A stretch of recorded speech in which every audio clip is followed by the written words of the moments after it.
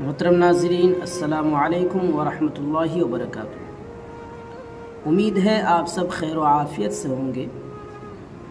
ناظرین، یہ جو مہینہ چل رہا ہے، یہ مہینہ ربیع الاخر کا مہینہ چل رہا ہے، اور اس مہینے کو 11ویں شریف یعنی حضور غوث پاک کے نام سے جانا جاتا ہے۔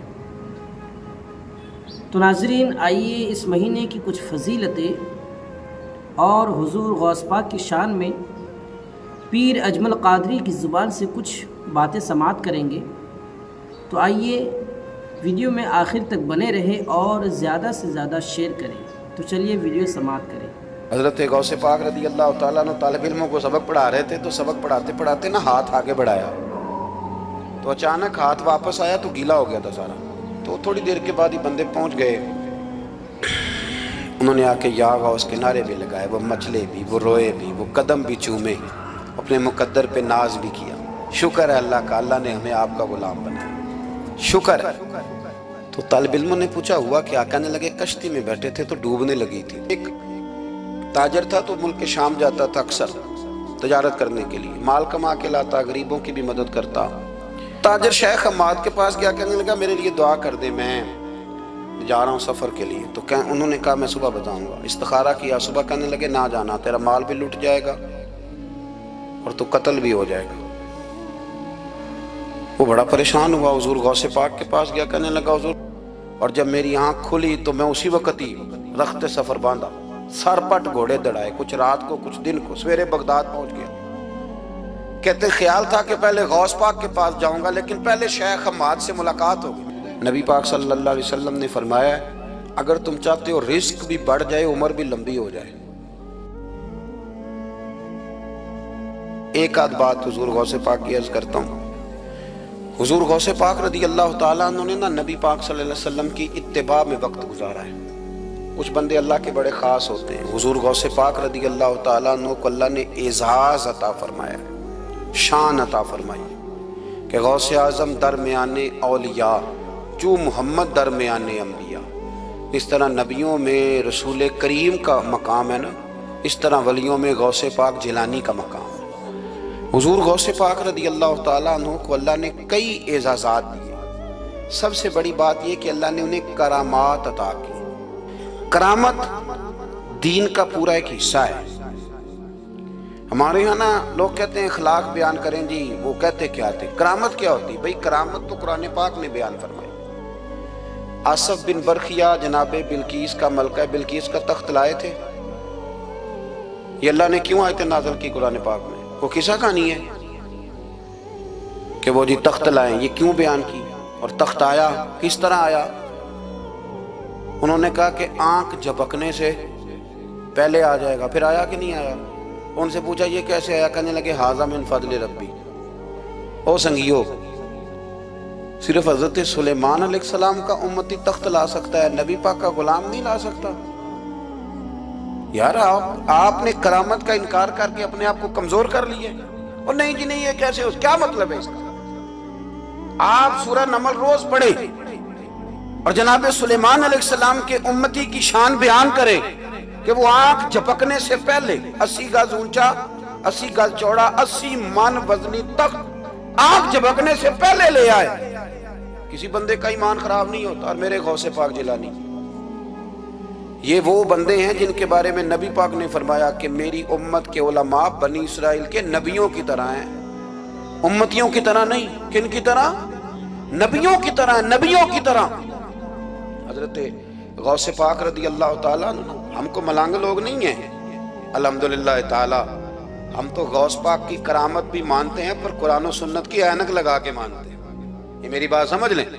حضرت غوث پاک رضی اللہ تعالیٰ عنہ طالب علموں کو سبق پڑھا رہے تھے، تو سبق پڑھاتے پڑھاتے نا ہاتھ آگے بڑھایا، تو اچانک ہاتھ واپس آیا تو گیلا ہو گیا تھا سارا۔ تو شاگرد بھی بڑے سیانے ہوتے ہیں، انہوں نے سبق چھوڑ دیا، استاد جی کے گیلے بازو کو دیکھنا شروع کیا۔ حضور یہ کیا ہے؟ تو غوث پاک بھی غوث پاک تھے۔ ہر بندے کا ہاضمہ اتنا اچھا نہیں ہوتا کہ اس کو ہر بات ہضم ہو جائے۔ کئیوں کو بدہضمی بھی بڑی سخت ہوتی ہے، کھٹے کھٹے ڈکار آتے ہیں بات سن کے، کانوں سے دھواں بھی نکلتا ہے کئی دفعہ۔ تو انہوں نے پوچھ لیا فٹافٹ کہ حضور یہ کیا ہوا؟ तो गौस पाक को पता था कि सबका हाजमा ठीक है। मियाँ साहब ने भी कहा था खासान दी गलामा आगे नहीं मुनासब करनी। अगला शेर मैं नहीं ये पढ़ना क्योंकि ज़्यादा डर है तो मैं इधर ही रहता हूँ, इतना ही काफ़ी है कि खासान दी गलामा आगे नहीं मुनासब करनी। उन्होंने कहा हुजूर ये क्या है? तो आप फरमाने लगे तुम्हारे वाली बात नहीं। अल्लाह अकबर। अभी सबक पूरा हो रहा था तो बंदे दौड़े दौड़े आ गए और उन्होंने नारे लगाने शुरू, या गौस या गौस या गौस। लोग कहते हैं गौस पाक से मिलता नहीं। मैं क्या ठीक कहते हैं नहीं ना मिलया, जिन्हों मिलया उससे रौला पाना ना बड़ा मिलया बड़ा मिलया बड़ा मिलया। अपना अपना मामला ना। किसी ने कहा हुजूर कुछ नहीं देते, तो किसी ने कहा मेरे करीम से घर कतरा किसी ने मांगा, दरिया बहा दिए, दुर्बे बहा दिए। जिसको मिला है वो तो शोर करेगा। तो थोड़ी देर के बाद ही बंदे पहुंच गए। उन्होंने आके या गौस के नारे भी लगाए, वो मचले भी, वो रोए भी, वो कदम भी चूमे, अपने मुकद्दर पे नाज भी किया। शुक्र है अल्लाह का, अल्लाह ने हमें आपका गुलाम बनाया, शुक्र है। तो तालिब इल्मों ने पूछा हुआ क्या? कहने लगे कश्ती में बैठे थे तो डूबने लगी थी। तो हमने कहा कि हम तो गौस पाक के मानने वाले। तो फिर हुजूर गौसे आजम का दस्ते मुबारक नमूदार हुआ है और कश्ती को पकड़ के किनारे लगा दिया है, कश्ती को पकड़ के किनारे लगा दिया है। एक करीब कहने लगा ये कैसे हो सकता है? तो दूसरा उसकी कमर पे थपके दे के कहने लगा वैसे ही हो सकता है जैसे आसिफ बिन बरकिया के साथ हुआ था, बिल्कुल वैसे ही हो सकता है। सैयदना गौसे आजम की करामात इतनी मुतवातर के साथ हैं कि मुल्ला अली कारी फरमाते इतनी तो करामतें सुनी नहीं जितनी गौसे पाक को अल्लाह ने अता फरमाई। रब करीम ने उन्हें दर्जा दिया, वकार दिया, उनकी दुआओं को कबूलियत दी, अल्लाह ने उन्हें एजाज के साथ नवाजा, अल्लाह ने उन पर फजल फरमाया। एक ताजर था तो मुल्क शाम जाता था अक्सर तजारत करने के लिए, माल कमा के लाता, गरीबों की भी मदद करता, मदारस की, मसाजिद की, सब जगह जहां दीन की जरूरत होती पहुंचता। एक बगदाद में और दरवेश भी गुजरे जिनका नाम शेख हम्माद है, वो भी बड़े दरवेश थे। वो ताजर शेख हम्माद के पास गया, कहने लगा मेरे लिए दुआ कर दे, मैं जा रहा हूँ सफ़र के लिए। तो उन्होंने कहा मैं सुबह बताऊंगा। इस्तिखारा किया, सुबह कहने लगे ना जाना, तेरा माल भी लूट जाएगा और तू कत्ल भी हो जाएगा। वो बड़ा परेशान हुआ, हुजूर गौसे पाक के पास गया, कहने लगा हुजूर वहाँ भी मैंने कहला भेज दिया है, सामान मेरा पड़ा है, जाऊँगा नहीं, पेमेंट नहीं करूँगा, मिलेगा नहीं तो खसारा हो जाएगा, मेहरबानी फरमाए। गौसे पाक ने मुराकबा किया और मैं तू जा अल्लाह खैर करेगा, तू जा अल्लाह खैर करेगा। मुरीद का अमल के यकीन, पीर का अमल के यकीन, चले आप फैसला कर लें तो मैं आगे बढ़ता हूँ। हज़रत गौसे आज़म रज़ी अल्लाह ताला अन्हु ने मुरीद से कहा तू जा और अल्लाह खैर करेगा। वो गया, कहते मैंने पेमेंट की, माल लिया, वापस आया, घोड़ों का सफ़र था, रास्ते में रात को एक जगह सोया, ख्वाब देखता हूँ, ख्वाब में डाकू आ गए, उन्होंने पहले माल लूटा फिर मुझे कत्ल किया, और जब मेरे गर्दन पर उन्होंने खंजर चलाई, ख्वाब देख रहा हूँ तो मेरी फटाफट आँख खुल गई, और जब मेरी आँख खुली तो मैं उसी वक्त ही रख्ते सफ़र बांधा, सरपट घोड़े दौड़ाए, कुछ रात को कुछ दिन को, सवेरे बगदाद पहुँच गया। कहते ख्याल था कि पहले गौस पाक के पास जाऊँगा, लेकिन पहले शेख हम्माद से मुलाकात होगी। मेरा चेहरा देखा, परेशान तो देख के मुस्कुराए, फरमाने लगे भी तेरा पीर बड़ा शानदार है, तेरा पीर बड़ा शानदार है। वो काम जो हकीकत में होना था ना, हकीकत में उन्होंने दुआ की है तो रब करीम ने उसे ख्वाब बना दिया है। उनकी दुआ की बरकत से अल्लाह ने उसे, अब मैं बात मजबूत करना चाहता हूँ तो मैं एक हदीस पाक भी पढ़ दूँ। लोग कहेंगे जी मरने वाला भी बढ़ जाता है, उम्र भी बढ़ जाती है। मिशकात की हदीस है, तिरमिज़ी में भी मौजूद है। नबी पाक सल्लल्लाहु अलैहि वसल्लम ने फरमाया अगर तुम चाहते हो रिस्क भी बढ़ जाए, उम्र भी लंबी हो जाए, तो अपने रिश्तेदारों से अच्छा सलूक करो। इसका मतलब है कि उम्र बढ़ जाती है, मौत कुछ वक्त के लिए टल भी जाती है। हुजूर गौसे पाक को अल्लाह ने बड़ा एजाज़ दिया, बड़ी करामात दी। आप फरमाया करते थे मैंने 40 साल अपने रब को राज़ी किया मुसल्ले पे बैठ के। तो मेरे मालिक ने फिर पूछा है कि अब्दुल कादर कुछ मांग ले, कोई बात कर ले।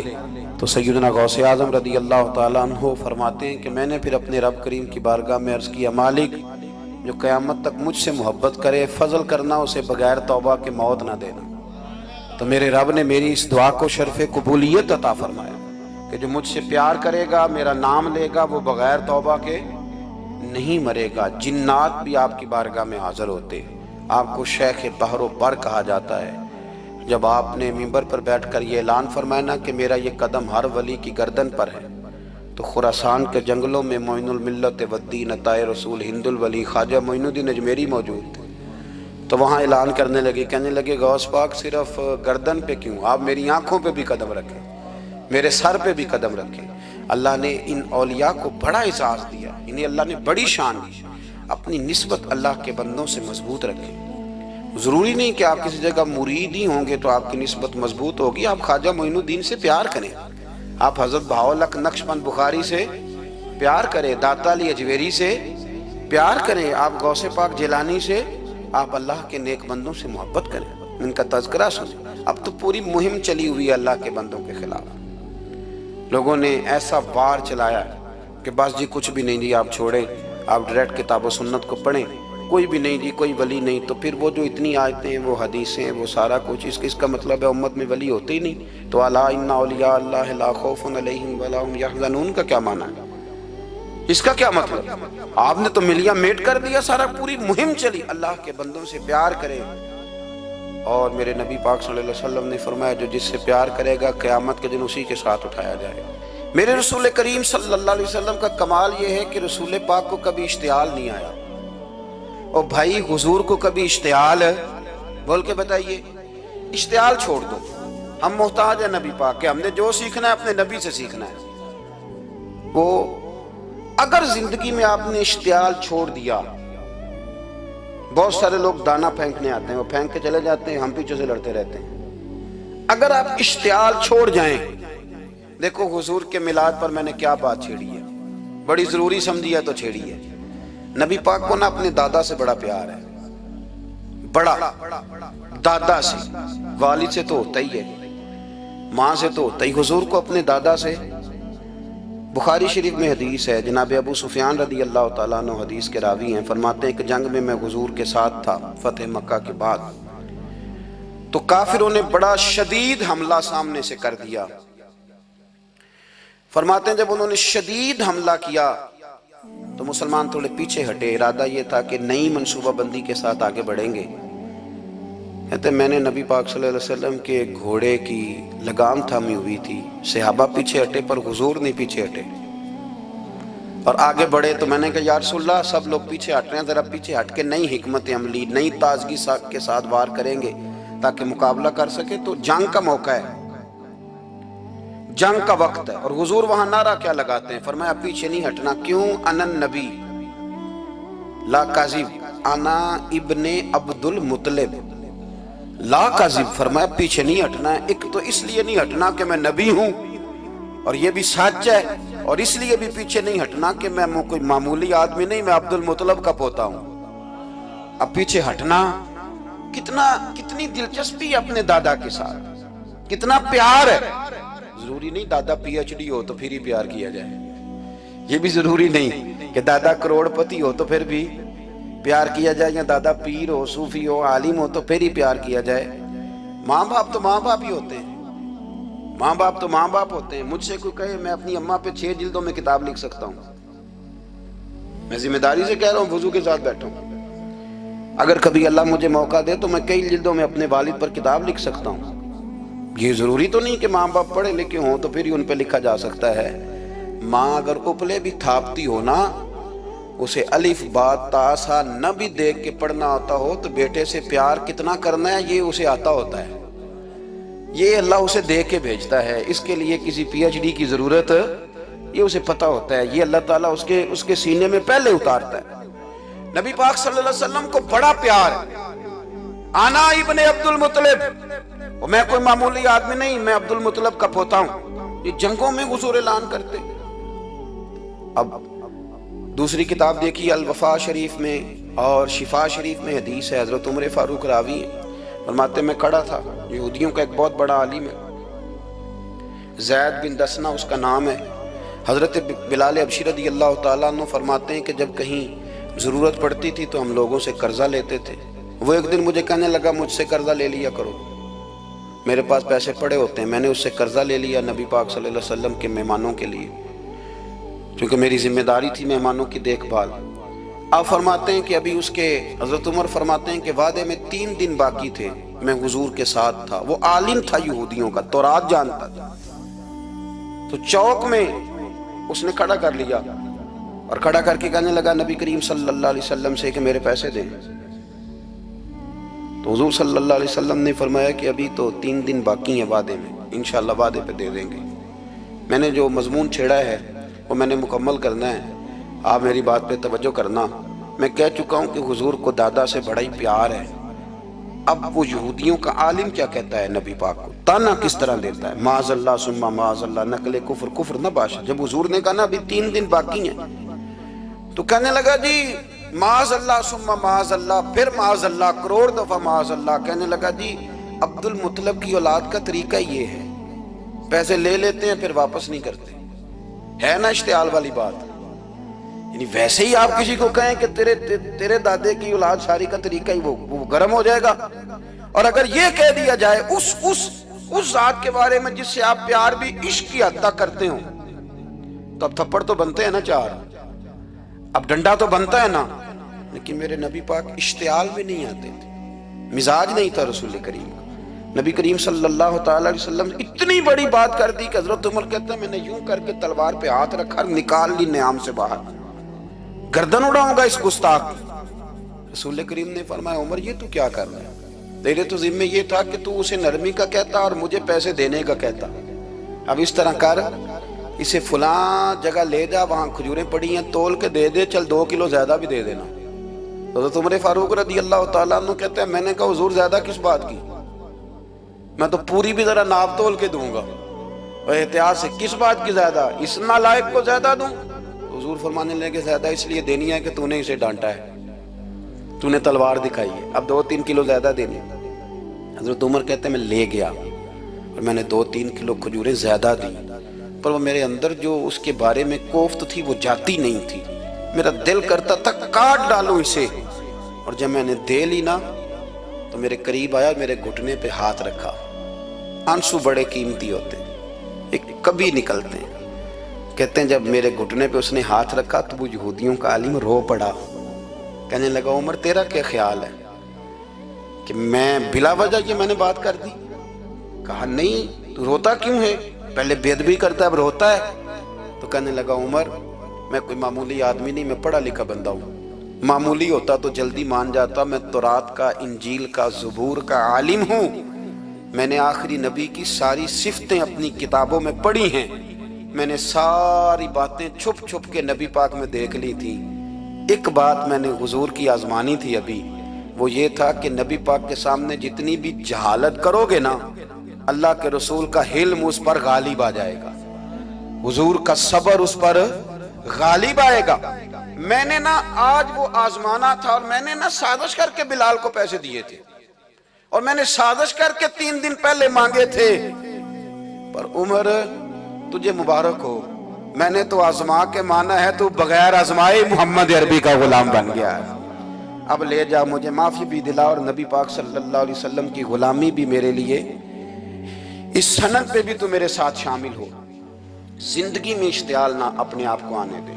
لوگ دنیا میں باتیں کرنے آئے ہیں، اور باتیں کرنے والے رہ جایا کرتے ہیں، باتیں کرنے والے، میری بات کی سمجھ آ رہی ہے، اور کام کرنے والے وہ کر جاتے ہیں۔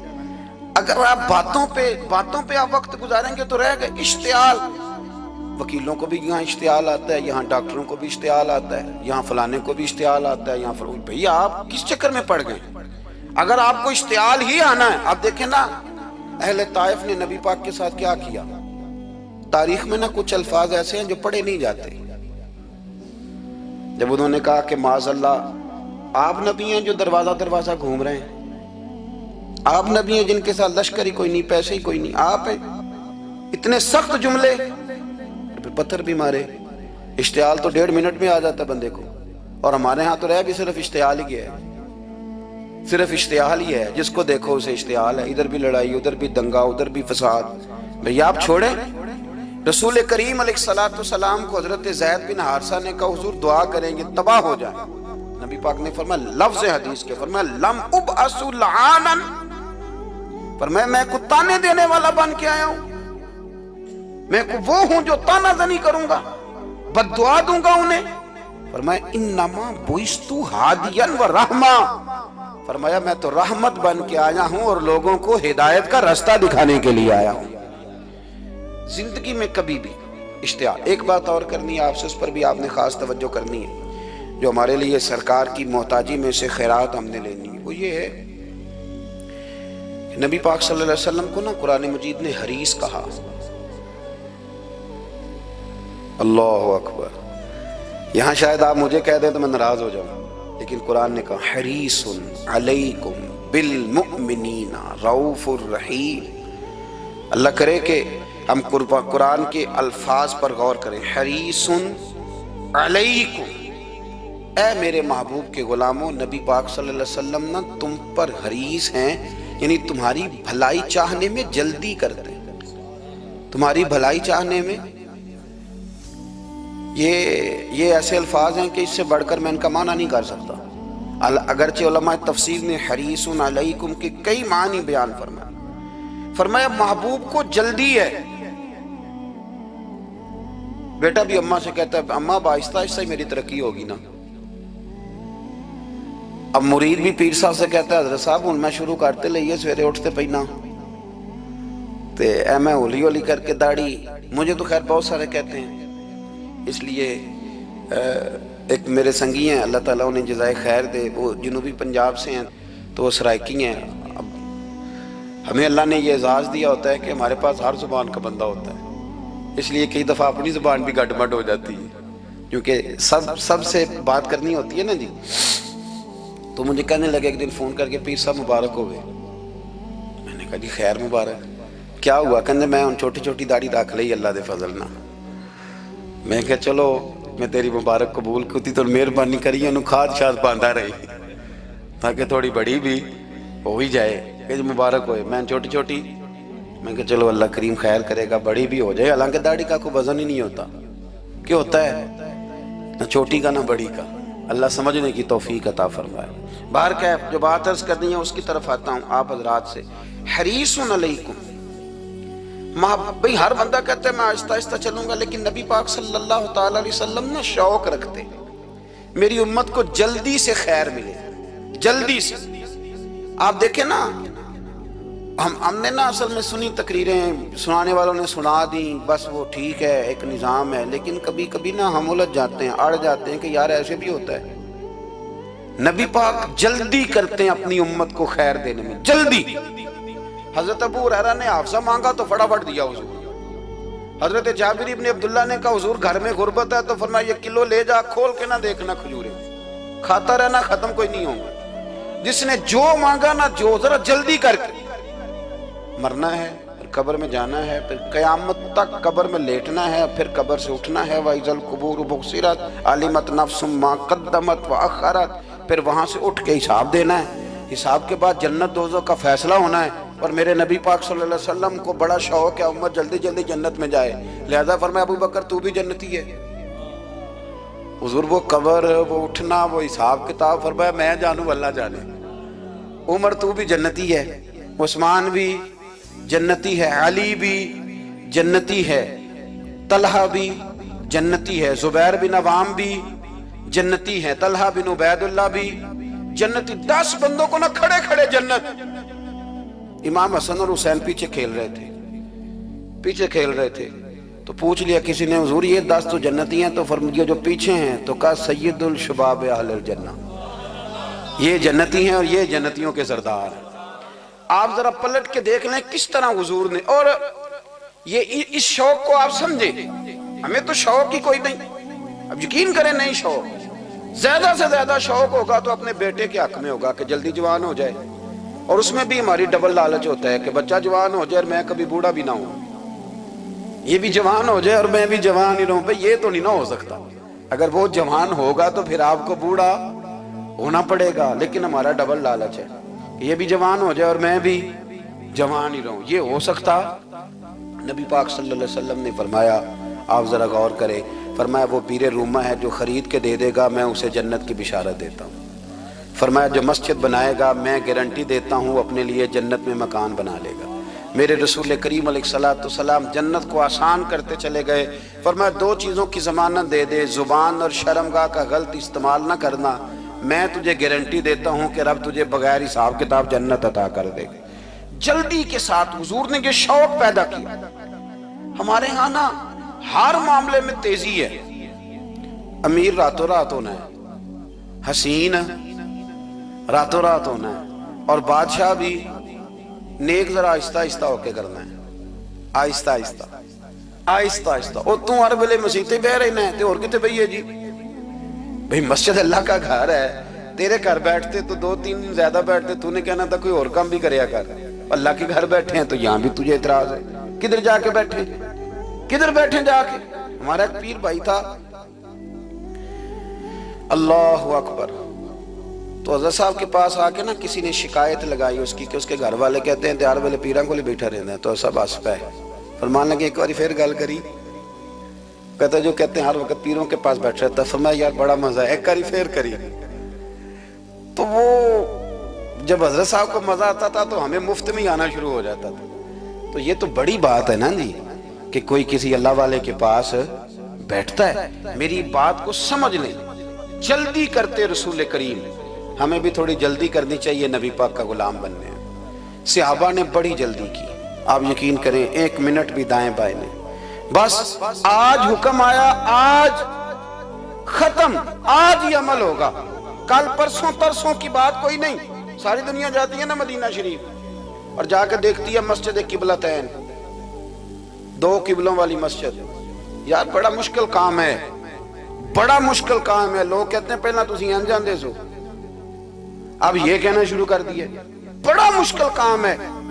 حضور نے 4 رکعتوں والی نماز 2 ادھر منہ کر کے پڑھائی اور پھر 2 رکھتے ہیں. اور یار مشکل ہے کام, بڑا مشکل. یہاں تو میرے بھائی پگڑی کا سٹائل بدل ناراض ہو جاتے.